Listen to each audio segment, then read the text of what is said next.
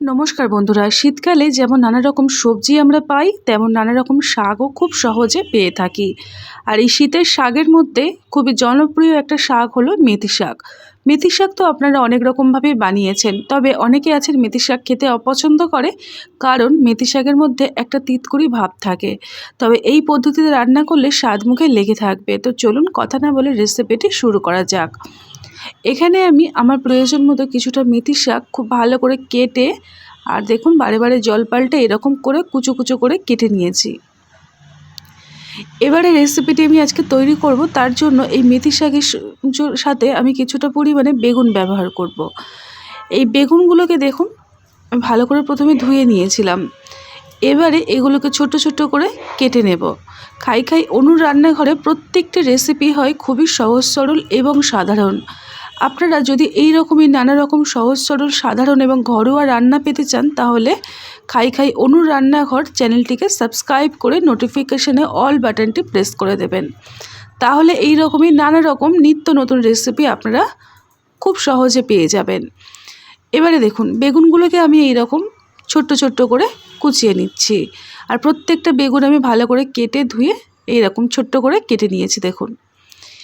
এবারে রেসিপিটি তৈরি করার জন্য প্রথমে বেগুনের মধ্যে আমি অল্প একটু লবণ দিয়ে দিলাম, আর দিয়ে দেবো অল্প একটু হলুদের গুঁড়ো। এতে করে দেখবেন লবণে বেগুনের থেকে অনেকটা পরিমাণে কিন্তু জল বেরিয়ে যাবে।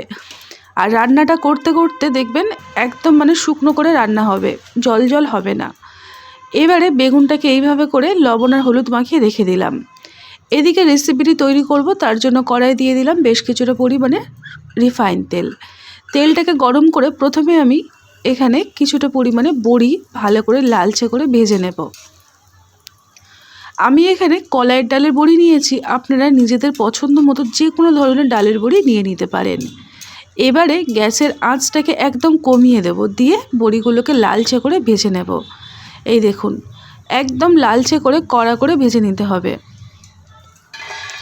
বড়িগুলো আমার ভাজা হয়ে গেছে, একটা পাত্রের মধ্যে তুলে নিচ্ছি। এবারে ওই কড়াইয়ের মধ্যে যে পরিমাণে তেল রয়েছে ওই তেলের মধ্যে বাকি রান্নাটা করব। তার জন্য ফোড়নে একটা শুকনো লঙ্কা মাঝখান থেকে ভেঙে দিলাম, আর একটা শুকনো লঙ্কা মাঝখান থেকে ভেঙে দিয়েছি। ঝালটা নিজেদের মতো করে নিয়ে নেবেন। আর অল্প একটু কালো জিরে দিয়ে দিলাম ফোড়নে।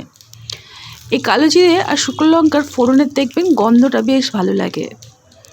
এবারে আমি এর মধ্যে আগের থেকে কেটে রাখা ম্যারিনেট করে রাখা বেগুনটাকে দিয়ে দেব।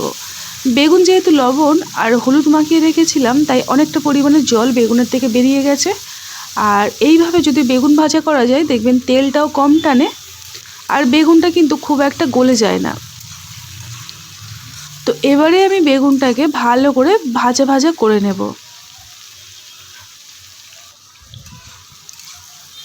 বেশ কিছুক্ষণ পর পর অনবরত নাড়িয়ে ছাড়িয়ে বেগুনটাকে একটু ভাজা করব।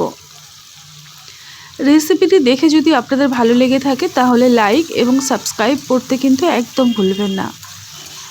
আর আপনাদের মতামতটা কিন্তু অবশ্যই করে জানাবেন, কেননা আপনাদের মূল্যবান মতামত আমার জন্য খুবই গুরুত্বপূর্ণ একটা জায়গা। তো সেই জন্য আপনাদের মতামত অবশ্যই করে জানাবেন। এই দেখুন কোনো রকম ঢাকনা ছাড়াই বেগুনটাকে এই রকম করে ভেজে নিতে হবে। আগের থেকে বেগুনের পরিমাণটা কিন্তু অনেকটাই কমে গেছে। ঠিক এই পর্যায়ে আগের থেকে কেটে ধুয়ে রাখা বেগুনটা এই মেথি শাকগুলোকে দিয়ে দিলাম। মেথি শাকটাকে বেগুনের মধ্যে দিয়ে আবারও খুব ভালো করে নাড়িয়ে চাড়িয়ে নেব। এই রেসিপিটি একদম সহজ সরল এবং সাধারণ, আপনারা একবার দেখলেই তৈরি করতে পারবেন। তবে এই মেথি শাকের স্বাদ আপনারা কখনোই ভুলতে পারবেন না, এতটা টেস্টি খেতে হয়। আপনারা কিন্তু এই পদ্ধতিতে একবার যদি বানিয়ে নেন দেখবেন আপনাদের স্বাদ মুখে লেগে থাকার মতো তৈরি হবে। যেহেতু অনেকটা পরিমাণে শাক, সেই জন্য একটু ভালো করে সাবধানের সাথে আস্তে আস্তে করে আমি নাড়িয়ে নিচ্ছি।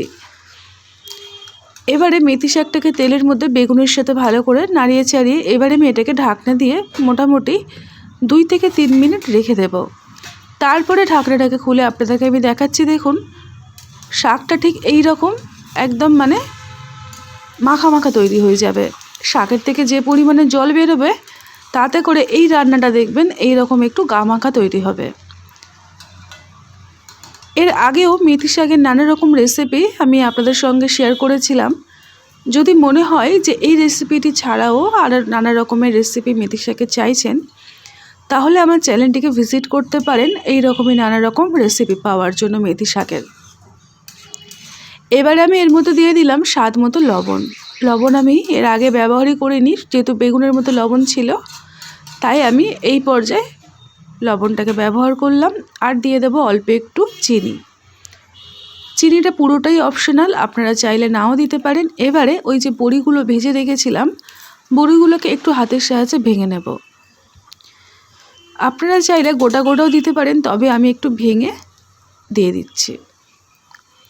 মেথি শাকের থেকে যে পরিমাণে জল বেরিয়েছে, ওই জলের মধ্যে বড়িগুলোকে নরম করে দেবে। তো সেই কারণে মেথি শাকের জলটা প্রথমে শুকিয়ে নেবেন না, প্রথমে বড়িটাকে দিয়ে নাড়িয়ে চাড়িয়ে তারপরে আস্তে আস্তে জলটাকে শুকিয়ে নিতে হবে। এবার আমি সবার শেষে দিয়ে দেব কিছুটা পরিমাণে পোস্ত দানা। পোস্তটা সম্পূর্ণ অপশনাল, আপনারা চাইলে নাও দিতে পারেন, তবে পোস্ত দানা দিলে এর স্বাদ কিন্তু দারুণ হয়। পোস্ত দানাটাকে দিয়ে ভালো করে নাড়িয়ে চাড়িয়ে নিচ্ছি। মোটামুটি আরও 4 থেকে 5 মিনিট কোনো রকম ঢাকনা ছাড়াই ভালো করে মেথি শাকটাকে ভাজা ভাজা করে নেব। এইভাবে ভাজা ভাজা করে নিলে কি হবে, মেথি শাকটা দেখবেন অনেকটাই আগের তুলনায় শুকনো হয়ে যাবে, আর বড়িগুলোও কিন্তু মেথি শাকের জলটা টেনে নিয়ে নরম হয়ে যাবে। এইভাবে মেথি শাক একবার হলো রান্না করে দেখবেন, স্বাদ মুখে লেগে থাকবে। তো বন্ধুরা, আজকের আপনাদের মেথি শাকের রেসিপিটি কেমন লাগলো?